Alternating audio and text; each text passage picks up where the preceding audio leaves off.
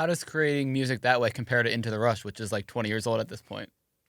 Yeah, it'll be 20 in August, which is Yeah. nuts. Yeah. I don't even know how to compare the two. I mean, at this point, it's were like a such little bit babies of a as black writers. hole. You know, like remembering that is hard for me. Like Yeah. it's hard to like not hard to go back there in the sense that it's like, oh, I can't. Emotionally hard, It's no. just I can't remember it. I mean, I remember Aly and I, you know, the people that cut that record were the age we are now, and they became very good friends. And we were babies, but we had a blast in that studio, and we just holed up in there for months. I will say that record took way longer than the records we make now. Yeah, that's I think true. you We know also you're spent probably a lot more money on those records in a Oh, way yeah. where you're kind of like, do we really have to do the sushi at that restaurant and bring it in? And we it's were like, with that the was ma- wasting money. We were with the major. We were shooting music videos in Hawaii. We were, you know, it was like, but we were stoked. We were kids. We were like, okay, let's do this. Yeah. You know, we didn't know how it worked, and now it's like we're just way more just like We're just conscientious specific about about how we spend the money and what it's spent on. And, Yeah.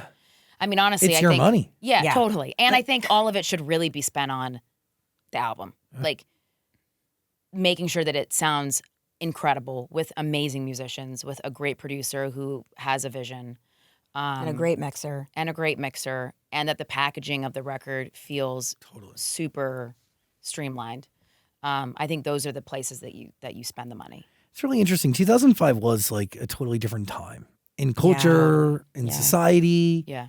I mean, Disney Channel was just at a point where it was like, they didn't give a shit if you had like if your show had any semblance of music whatsoever. They were like, we're gonna figure this out together. We're gonna try it. Totally. Yeah, if someone was on a show, it's like you're going to be an artist. Yeah, whether you wanted to really Wanted to or not. It's like, gosh, some of these kids are probably like, am I like handcuffed having to be a musician now all of a sudden out of nowhere? But So our situation happened in kind of a cool way because Aly had It was booked, opposite, yeah. Aly had booked Phil of the Future, but Aly and I at the time had already been writing songs and playing guitar.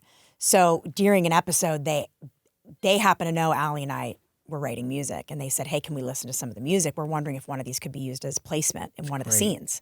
And they placed the first song we ever wrote, "Protecting Me," and then after that, it kind of sparked this like, "Oh, you guys definitely are musical, and you wrote this, and the episode did really well, and the song was featured in it, and like this is cool." well, it's a lottery win. So for that's them. where it started. Yeah, like there's something organic for them to just exploit Yeah, yeah. and like Right. to really like see how far they can stretch it. Totally. Yeah.